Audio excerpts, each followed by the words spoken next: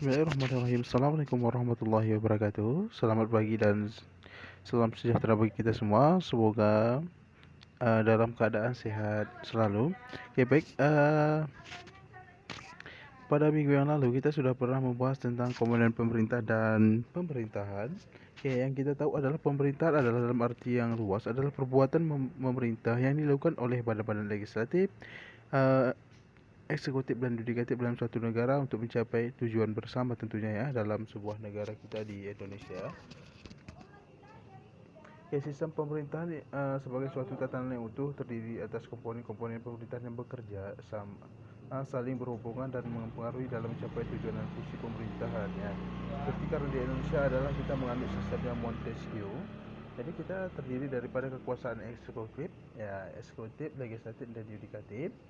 Oke, kita tahu bahwa di kekuasaan eksekutif adalah cabang yang bertugas ataupun punya kekuasaan untuk menjalankan undang-undang atau mengimplementasikan undang-undang atau menjalankan undang-undang, itu sama juga ya. Ini menjalankan hukum.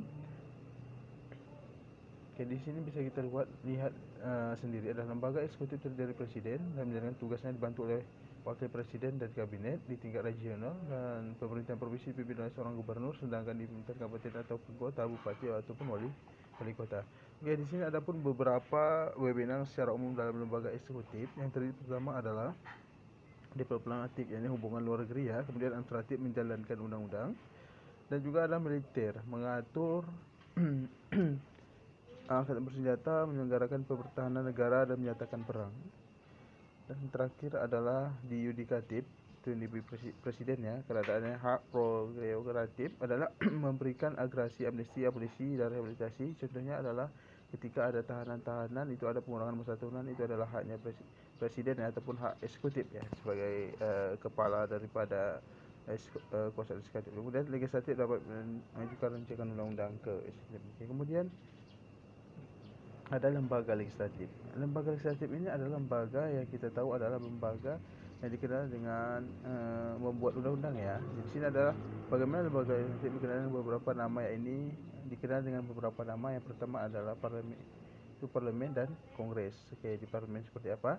Kemudian legislatif adalah badan tertinggi dan berhak menunjuk eksekutif. Ini di parlemen. Dan dalam sistem presidensial, legislatif adalah cabang pemerintahan yang sama dan bebas dengan eksekutif. Jadi dia mempunyai kekuasaan yang masing-masing ya, yang mempunyai kekuasaan sama tapi mempunyai tugas dan tanggung jawab yang masing-masing. Jadi kita tahu fungsi daripada dan peran lembaga legislatif ini ada dua.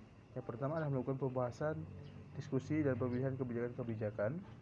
Kemudian ada sarana untuk membuat peraturan undang-undang dan tata tertib yang berdampak kepada pemerintahan dan politik secara umum. Ya, intinya adalah bagaimana kekuasaan eksekutif itu membantu ya dalam pemerintahan membuat undang-undang supaya lebih tertib dan damai sesuai dengan kepentingan dan tujuan dalam sebuah negara itu. Kemudian ada namanya lembaga yudikatif. Lembaga yudikatif ini adalah lembaga yang disebut sebagai lembaga kehakiman ya, yang sering kita kenal, mana itu dilatih oleh kepala negara masing-masing ya, kalau kita menggunakan ini ya, lembaga yudikatif. Karena kita menganut sistemnya Montesquieu ya, tidak lepas daripada teori yang disampaikan oleh Montesquieu itu. Kemudian kita harus juga tahu adalah fungsi lembaga yudikatif adalah, pertama, ini adalah penegakan hukum. Nah, jadi kan fungsi lembaga yudikatif itu adalah menegakkan hukum. Yang kedua, penyelesaian perselisihan. Kemudian yang ketiga adalah judicial review, ya ini menguji apakah peraturan undang-undang yang lebih rendah dari undang-undang sesuai atau tidak dengan undang-undang yang bersangkutan. Misalkan seperti ada undang-undang yang lebih tinggi, kemudian ada undang-undang di bawahnya, itu harus dikaji kembali bagaimana apakah undang-undang yang di bawahnya itu sesuai dengan undang-undang yang di atasnya, tidak melanggar ataupun tidak menyimpang daripada undang-undang yang di atasnya. Karena undang-undang tidak bisa disahkan selagi kalau ada peraturan ataupun undang-undang di mana undang-undang itu tidak sesuai dengan undang-undang di atasnya, maka undang-undang itu bisa dibatalkan atau dikaji kembali untuk dibuat yang bisa disesuaikan dengan undang-undang yang lebih tinggi di atasnya. Itu dia adalah lembaga yudikatif. Kemudian ada lembaga pemerintahan. dan penyelenggara pemerintahan pusat. Ini penyelenggara pemerintahan negara Republik Indonesia oleh penyelenggara negara ataupun pemerintah berdasarkan Undang-Undang tahun 1945 telah yang menyelenggarakan kehidupan masyarakat berbangsa bernegara Indonesia adalah pemerintah negara. Hal itu disebutkan dalam pembukaan Undang-Undang Negara Republik Indonesia tahun 1945 ini hanya keempat yang berbunyi kemudian daripada itu untuk membentuk suatu pemerintah negara Indonesia yang melindungi segenap Indonesia dan seluruh tempat Indonesia. Pemerintah negara dalam undang-undang ini disebut dengan penyelenggara pemerintah. Ini yang dikatakan sebagai penyelenggara pemerintah. Dengan kata lain bahwa pemerintah negara sama dengan penyelenggara negara.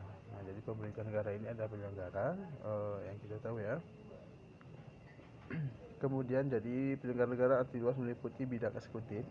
Ini eksekutif, legislatif dan juga sebaiknya penyelenggara negara adalah arti sempit dalam pemerintah eksekutif. Kemudian kita akan masuk kepada judul ataupun tema baru.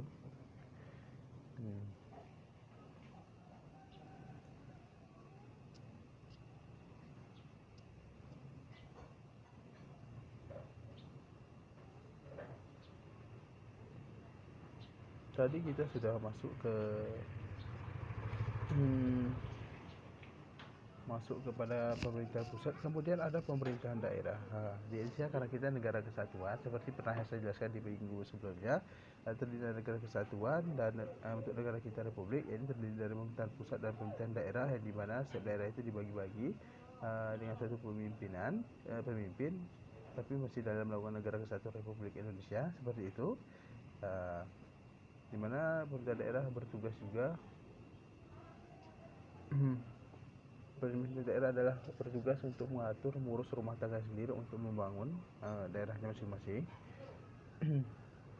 Ini bisa kita lihat tentang pemerintah daerah.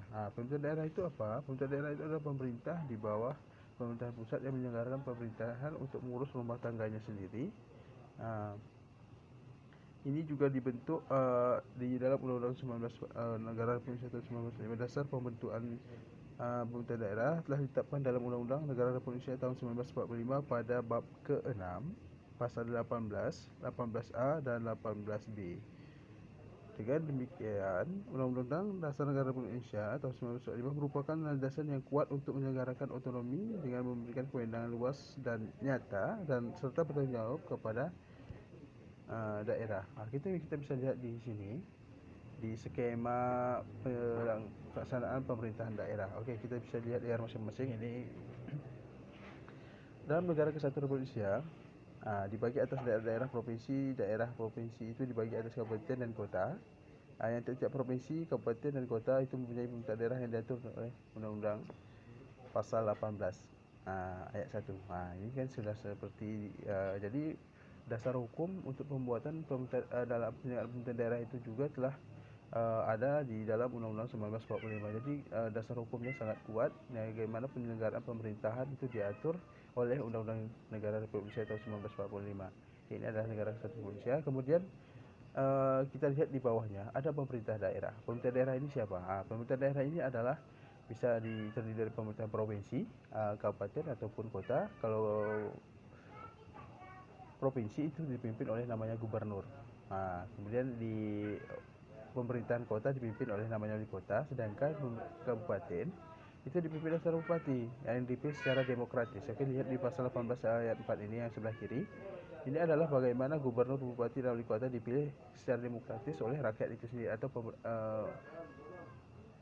orang rakyat ataupun masyarakat yang terdaftar di dalam suatu pemerintahan daerah itu atau wilayah itu di dalam suatu daerah. Kemudian ada bisa dilihat di kanannya ada namanya anggota DPRD, dipilih melalui pemilu juga sama. Jadi selain di pemerintahan pusat DPR RI, di daerah juga ada namanya DPRD. Itu baik DPRD provinsi dan juga ada DPRD kabupaten ataupun kota. Ini juga ada. Kemudian di bawahnya bisa kita lihat adalah kepala pemerintah daerah, kemudian ada DPRD. Itu di bawahnya itu sama ya pemerintah daerah ya. Kemudian ini bekerja sama untuk mencapai tujuan suatu daerah seperti membuat undang-undang penyelenggaraan pemerintahan di daerah, yang dimana undang-undang yang juga dibuat itu adalah tidak bertentangan dengan undang-undang di atasnya. Kemudian ada dia melakukan tugasnya apa? Ini mengatur dan mengurus sendiri urusan pemerintahan menurut asas otonomi dan tugas pembantuan dalam pasal 18 ayat 2. Kemudian juga ada menjalankan otonomi seluas-luasnya kecuali urusan pemerintahan yang oleh undang-undang ditentukan sebagai urusan pemerintahan pusat. Ada beberapa yang tidak boleh dilakukan. Urusan-urusan pemerintahan pusat yang tidak boleh dicampuri oleh pemerintahan daerah seperti hal membuat uang, agama, seperti itu tidak bisa. Politik luar negeri, seperti itu tidak bisa ya. Itu tidak bisa. Seperti kemudian yang terakhir adalah berhak menetapkan peraturan daerah dan peraturan lain yang pelaksanaan otonomi dan tugas pembantuan yang ada di daerahnya masing-masing ya, disesuaikan dengan kondisi atau masyarakat wilayah itu sendiri. Oke, baik, sampai di sini. Kalau ada sampai di sini aja kita materi kita pada minggu ini. Mudah-mudahan bermanfaat. Mudah-mudahan jangan lupa untuk minggu depan untuk melihat materi ini, mudah-mudahan berguna untuk kita juga untuk menambah pengetahuan bagi kita semua. Saya akhiri. Assalamualaikum warahmatullahi wabarakatuh.